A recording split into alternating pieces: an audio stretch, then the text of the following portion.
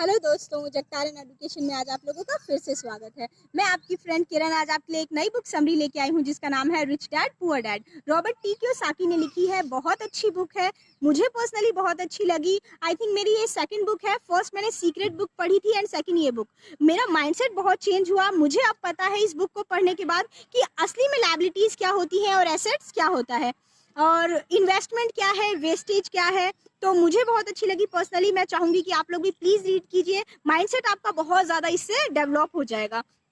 तो जैसा कि इन्होंने बताया हुआ है कि रिच डैड और पुअर डैड का माइंडसेट बहुत ही डिफरेंट था। जहाँ पे उनके अपने पिताजी जो थे वो ग्रेजुएटेड थे और टीचर थे, वहीं जो रिच डैड थे, जो उनके दोस्त के पिताजी थे, वो क्या थे, सिर्फ 8वीं पास थे, यानी उन्होंने अपनी स्कूलिंग भी कंप्लीट नहीं की थी, लेकिन हवाई के सबसे अमीर आदमी बने। वहीं उनके पिताजी हमेशा पूरी जिंदगी स्ट्रगल करते रह गए। तो ऐसा क्या था जो इतना पढ़े लिखे होने के बाद भी उनके पिताजी अमीर नहीं बन पाए, लेकिन रिच डैड बन गए। तो उन्होंने अब माइंडसेट बताया है, जहाँ उन्होंने बताया कि जहाँ मेरे पिताजी मुझे बोलते थे कि बेटा खूब पढ़ो ताकि आप डिग्री ले सको और अच्छी से अच्छी जॉब ले सको, वहीं उनके जो रिच पिताजी थे वो बोलते थे कि बेटा खूब पढ़ो, खूब मेहनत से पढ़ो ताकि आप लोगों को नौकरी दे सको, लो अपने अच्छी से अच्छी कंपनी खोल सको। वहीं उनके पिताजी बोलते थे कि जो पैसे हैं वो सारे दुखों का, प्रॉब्लम का जड़ है।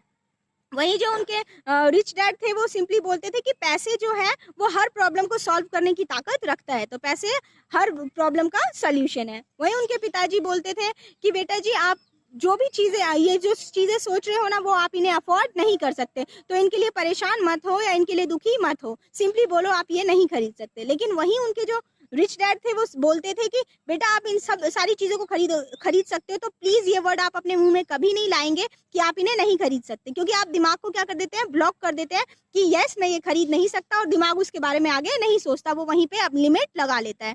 लेकिन जो रिच डैड थे वो बोलते थे कि आप सोचो कि आप इसे कैसे अफोर्ड कर सकते हो, आपको सिंपली बोलना है यस आई कैन अफोर्ड, मैं इसे अफोर्ड कर सकता हूँ। अब मुझे कैसे अफोर्ड करना है वो नई नई तरीके मैं सोचता हूँ। तो ये जो उनका माइंडसेट था, उन्होंने उन्हें बहुत अमीर बना दिया, और जो पुअर डैड थे उन्हें बहुत गरीब बना दिया, सिर्फ इस माइंडसेट की वजह से।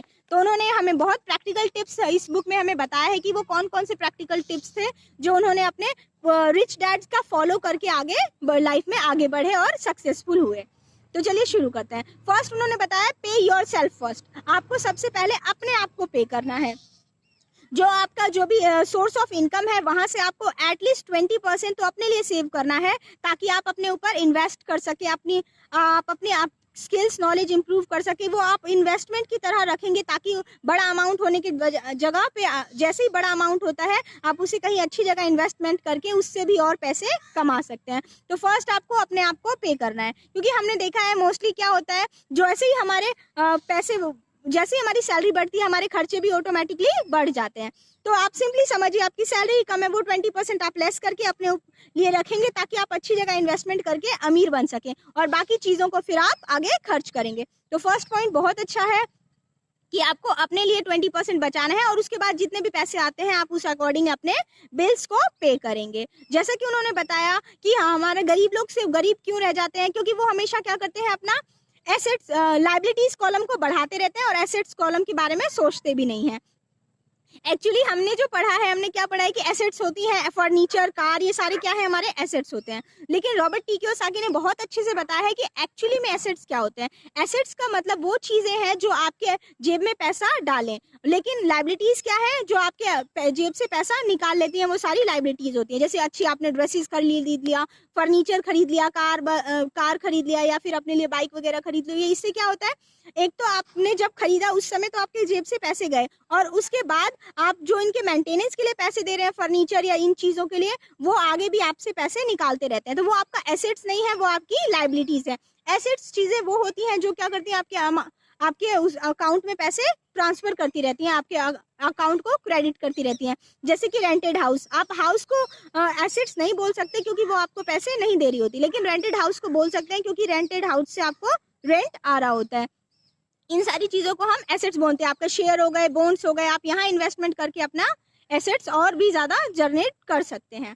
तो फर्स्ट पॉइंट उन्होंने बहुत अच्छा बताया है कि आपको फर्स्ट अपने आप को पे करना है। सेकंड है आपको क्या करना है, अपनी स्किल्स इंप्रूव करते रहने हैं। जैसे कि हम सभी जानते हैं कि वॉरेन बफेट इतनी एज होने के बाद भी हज़ारों बुक्स पढ़ते हैं, या फिर फेसबुक के फाउंडर आप ले लीजिए, एप्पल के फाउंडर ले लीजिए, ये सब आज भी बुक्स पढ़ते हैं, यानी वो आज भी अपनी स्किल्स को इम्प्रूव कर रहे हैं। तो इट्स वेरी इंपॉर्टेंट कि आप लोग अपनी स्किल्स को इम्प्रूव कीजिए, और स्किल्स इंप्रूव करना बहुत ज़रूरी है, ताकि अगर आपके पास नॉलेज है तो राइट टाइम पे आप राइट एक्शन लेकर अपने पैसों को डबल कर सकते हैं, बेस्ट जगह इन्वेस्टमेंट करके अपने आप को अमीर बना सकते हैं। जैसे कि इस बुक में उन्होंने बताया है कि उन्होंने खुद जो इन्वेस्टमेंट देखा, उन्होंने रियल स्टेट में बहुत ज़्यादा अच्छा देखा। वो हमेशा पुराने घर खरीदते थे और उसके बाद पैसे अच्छे होने के बाद उन्हें रेंट पे दे देते थे, और रेंट के इनकम लेने के बाद एक अच्छे टाइम पे प्राइस जैसे ही अप होता था वो उन्हें बेचकर और आज काफ़ी अमीर बन गए थे। तो इसी तरीके से हमें भी अपनी स्किल्स इंप्रूव करनी है, जहाँ पे भी हमें लगता है कि हमारा स्कोप है। जैसे कि शेयर मार्केट की वजह से बोन्स,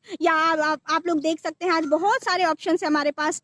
आप कहीं म्यूचुअल फंड्स हैं, उसके बाद MLM है, और ऐसे बहुत सारे सोर्सेज हैं जहाँ से आप इनकम जनरेट कर सकते हैं। तो फर्स्ट आपको अपनी नॉलेज एनहेंस करनी है। थर्ड पॉइंट उन्होंने बताया है कि आपको हर चीज़ खुद करने की ज़रूरत नहीं है। जैसे कि आप लोगों ने देखा होगा, कई लोग बोलते हैं बहुत स्टाइल मारने के लिए इन्होंने मेड रखा हुआ है, या फिर खुद अपना खाना नहीं बनाते हैं, खुद कपड़े नहीं धोते हैं, हम ऐसा कर लेते हैं। लेकिन एक्चुअली में वो क्या कर रहे होते हैं, अपना टाइम बचा रहे होते हैं। उन्हें पता है कि उन्हें पैसों के लिए काम नहीं करना है, वो पैसे देके पैसे उनके लिए काम कर रहे होते हैं। एक्चुअली में इन्होंने बहुत अच्छे से डिफ्रेंशिएट किया हुआ है कि आपके लिए पैसे कब काम करते हैं और आप पैसों के लिए कब काम करते हैं। उन्होंने बताया हुआ है कि आपको काम करने की जरूरत नहीं है पैसे बचाने के लिए, क्योंकि पैसा बचा के कोई अमीर नहीं बन सकता, लेकिन पैसों को इन्वेस्ट सही जगह करके अमीर बन सकते हैं। तो वो अपना समय बचा रहे होते हैं, वो छोटे मोटे काम ना करके, कपड़ा धोना, खाना बनाना, इसके लिए उन्होंने आउटसोर्स किया होता है, कुछ पैसे देके लोगों को हायर किया होता है, और अपने समय को बचाकर अर्न करते हैं, और उस टाइम का वो सही जगह यूटिलाइज करते हैं। अगर आप आउटसोर्स करते हैं, इसका मतलब ये नहीं है आप यूट्यूब देख रहे हैं या फिर टीवी देखकर अपना समय बर्बाद कर रहे हैं। आपको वो जो आपने समय बचाया है उसको बेस्ट जगह यूज करना है, अपनी स्किल्स इंप्रूव करनी है, ताकि आप बेस्ट जगह इन्वेस्टमेंट करके अच्छा अर्न कर सकें। सो उन्होंने फोर्थ पॉइंट एसेट्स और लायबिलिटीज का बताया है कि what is assets and liabilities.